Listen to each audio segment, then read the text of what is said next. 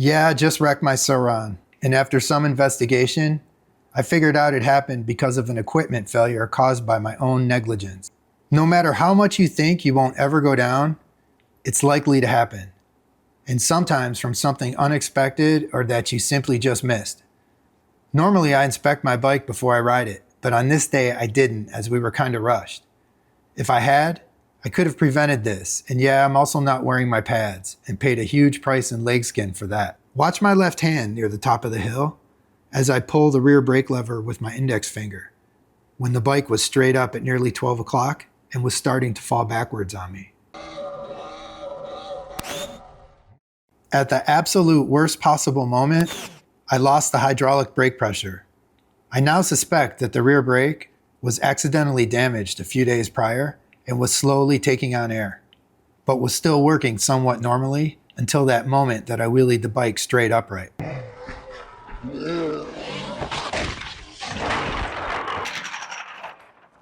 Oh my God. I can't believe it. Hey.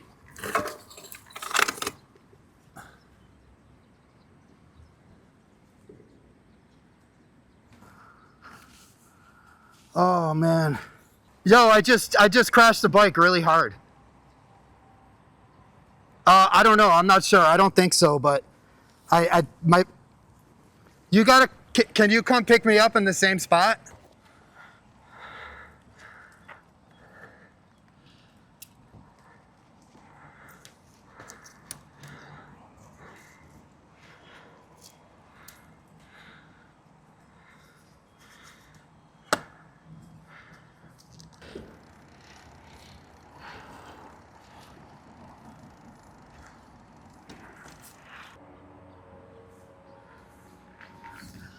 Oh, I don't even want to look at it.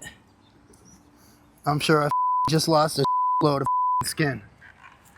With the bike back at the lab and on the stand, I could now see all the damage from the crash. The left peg bracket was bent out pretty bad, as there was no connecting rod between the brackets to make it stronger on this design, and the steel mounting bolts were also really bent. The seat had a hole torn in the cover and the foam padding underneath. The rear plastic extended fender also had some gouges and scratches in it. This direct mount stem was completely destroyed. The top part sheared right off along with all 4 bolts. The bars were pretty scratched up and bent. The top edge of the display had some minor damage, and the brake lines and stainless hope fittings on the levers also needed to be repaired. The left brake lever was bent out pretty bad, so I will need to replace that as well. Also, the bar grips were all torn up, and the throttle wires got completely ripped off the bike. Man, you got to see what happened to this battery. Look at this. Look at these dents. Who knows what would have happened if this was another battery, one of those plastic ones.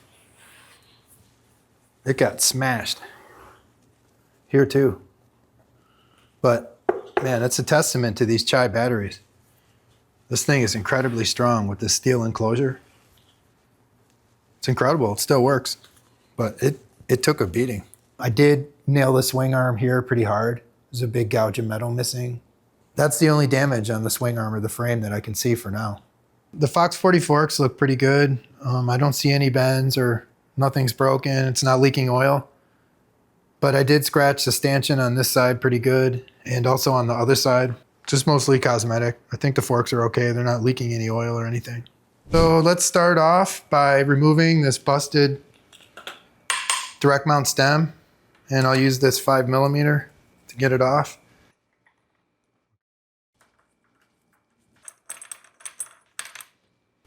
I'm gonna replace it with this beefy gritshift direct mount stem. I used to have one on this bike actually, but I dumped it in the garage maybe about 2 months ago, and I broke the stem, so I changed to this other one temporarily. And I kind of regret it because this thing is pretty cheap. Some nice thread locker with the package.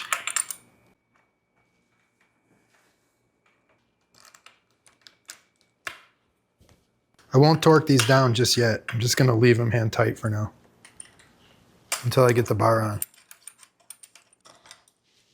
I'm gonna remove the controls, the display, and the levers and this broken throttle from the bars, and I'm gonna fit the new bars on. I have 2 different sets of bars here that I can use, and I think I'll use these pre-cut ones just to save some time.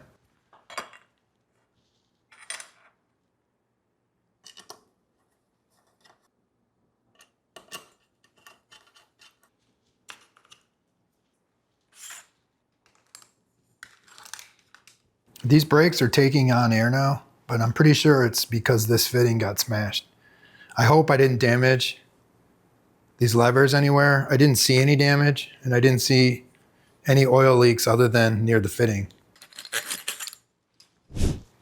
Yeah, I'm pretty sure those are bent. All right.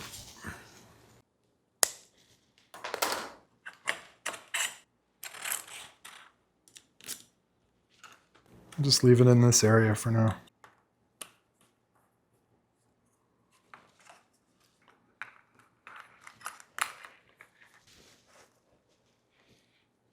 So now I'm going to remove this busted throttle cable, and to do that I'm going to have to remove the bash guard and get at that bundle of wires underneath there.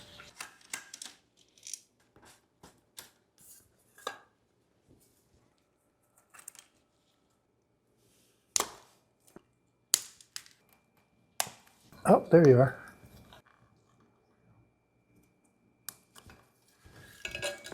I rewired the throttle connections. Let's hope this throttle's okay. Just want to make sure this doesn't short anywhere. Let's plug it in down here. Probably a good idea to check it before I start putting everything back together. Let's see.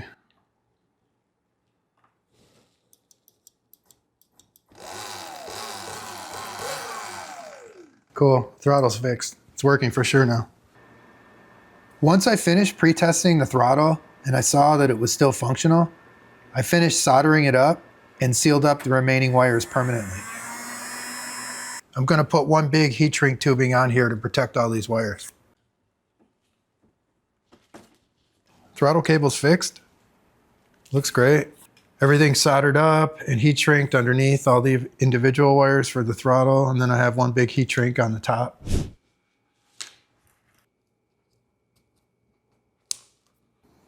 I connected it back in at the boot and ran the throttle line through the frame, buttoning up the whole bash guard area.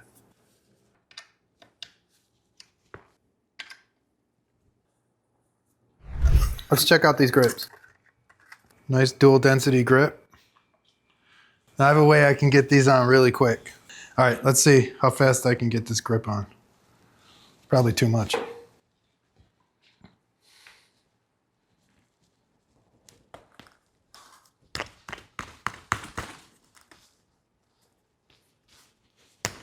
Done? Easy. Now let's get this one off.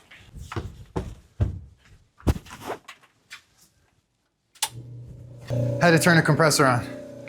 So I have a really fast way to get these grips off. Let's see how fast I can get this bad boy off.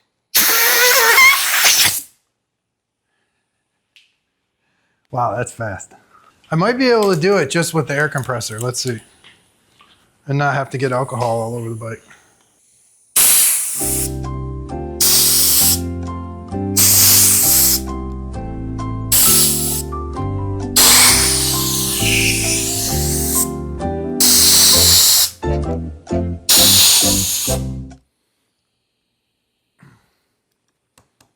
And when I originally bought this seat cover, I bought another black one for it. And I'm glad I did, because this is gonna come in handy. I'm gonna lose my gray stripes, man. But it'll still look good. All right, so let's get the seat and the rear fender off the bike so I can put a new skin on it. That alcohol's pretty good, right? It's fast. Especially if you don't have a compressor. The compressor is gonna take way longer, but the alcohol, you can do it in like 15 seconds. So I use this little hook tool to remove these.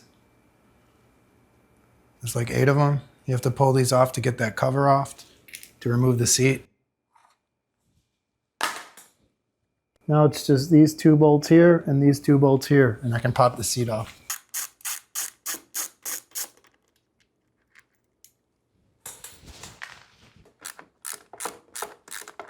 All right, so the seat's unbolted. Let's get this off and get it to the bench, get a new skin on it.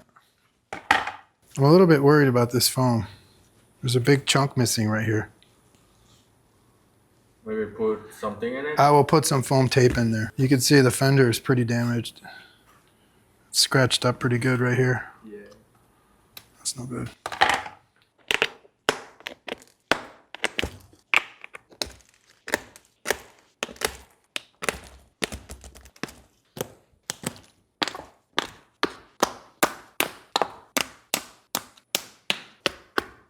That should be enough to get it off. And I can use the needle nose to pull the rest of the staples out.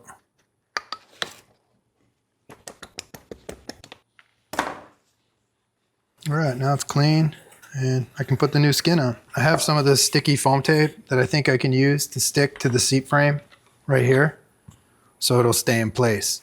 So when I wrap the skin around here tightly, I won't see this edge.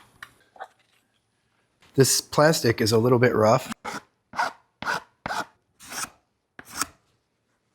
Just make it nice and smooth again because it could tear that seat. Let's see.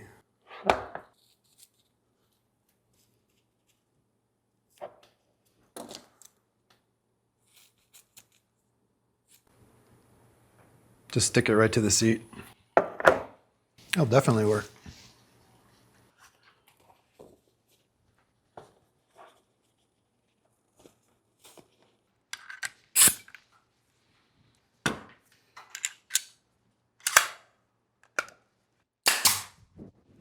Okay, we're good. So let's pull it tight and just put one right here. And then let's make sure it's even before I start working it down.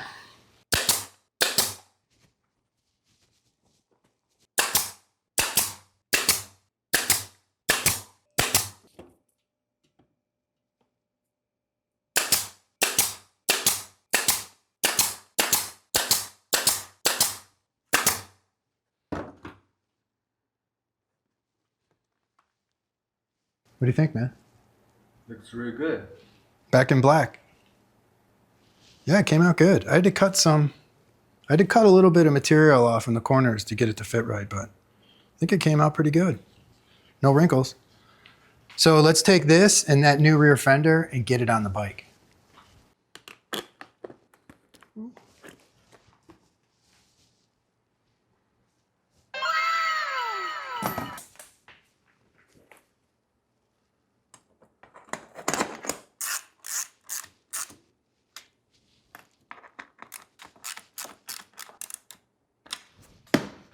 Done.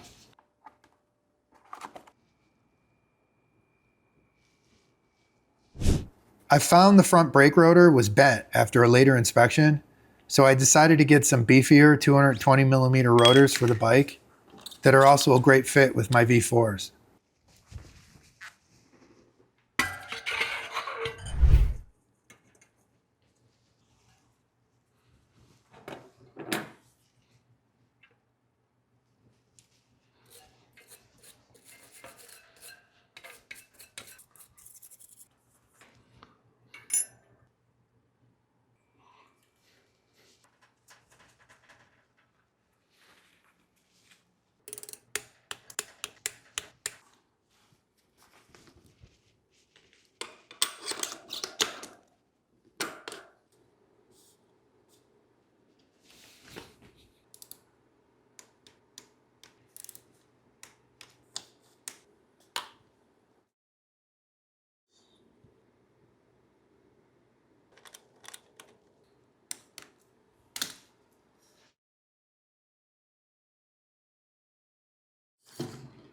Everything lines up.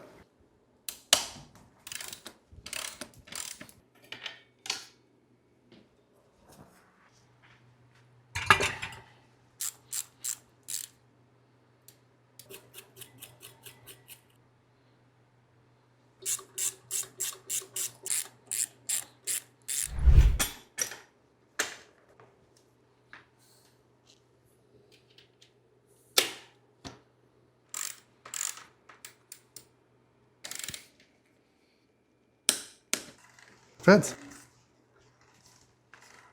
So I think I'm gonna change the copper crush washer, the olive, and this other brass insert on each line. So I'll slide this shroud back. And then yeah, right here is where it's damaged.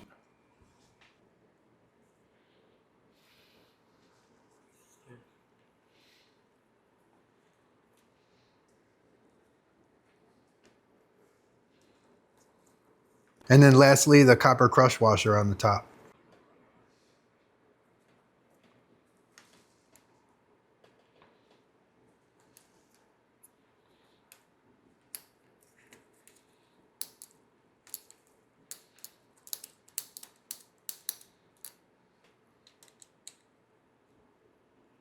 And there. Now I'm gonna bleed it, so I'm gonna leave it so it's level.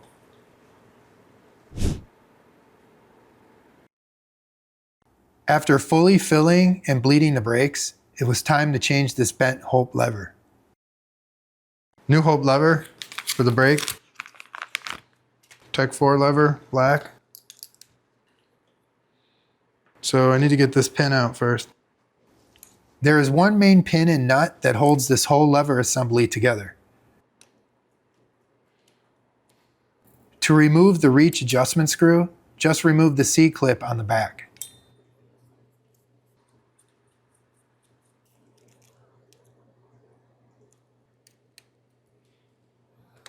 Cool.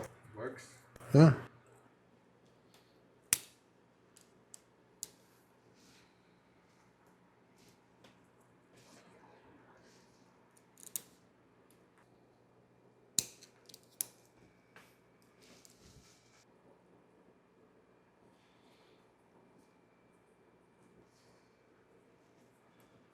It's like a brand new brake.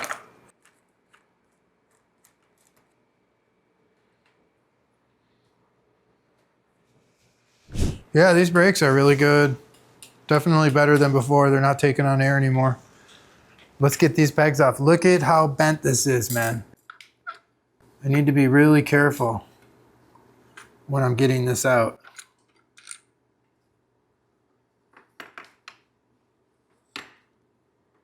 So I have some pricklies on order.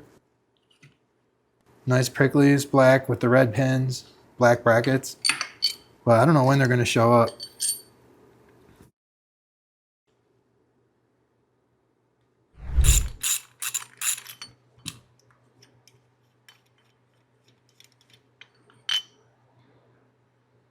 This is junk.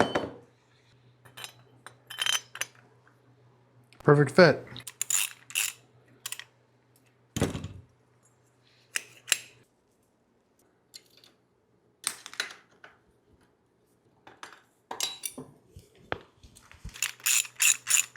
I had an extra set of peg lowering brackets here at the lab that I could use temporarily until my pricklies arrive.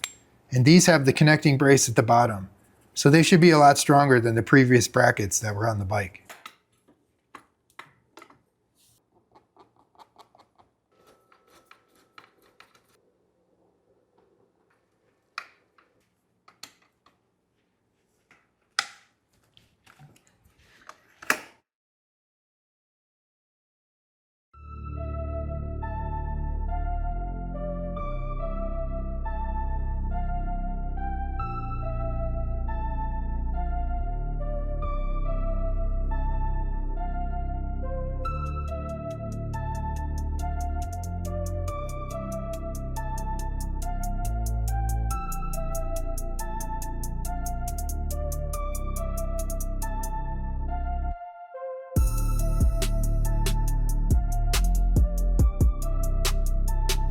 I'm not gonna lie, my confidence took a huge hit from this crash.